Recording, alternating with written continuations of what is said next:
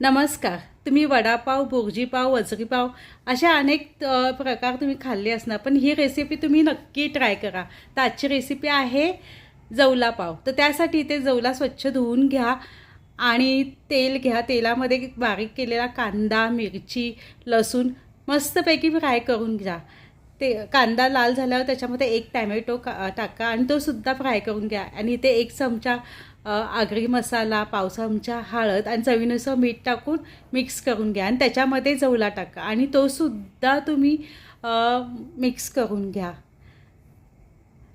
आणि त्याच्यावर झाकण ठेवा. याच्यात पाणी टाकू नका, कारण जवल्याला पाणी सुटतं. 10 मिनटानंतर त्याच्यामध्ये 4-5 कोकम टाका, मिक्स करा आणि परत झाकण लावून वाफेवर 2-3 मिनटं शिजवून घ्या. आणि त्याच्यावर गार्निशसाठी कोथिंबीर टाका आणि मिक्स करा. तुम्ही पाहू शकता आपला तयार आहे मस्त जबरदस्त जवला.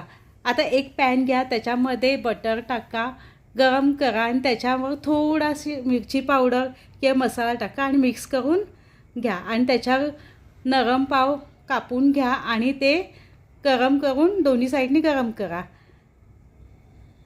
अशा पद्धतीने.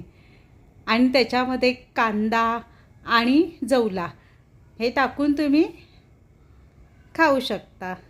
म्हणजे पाहू शकता ही एक मस्तपैकी नवीन रेसिपी आहे. खूप अप्रतिम अशी लागते.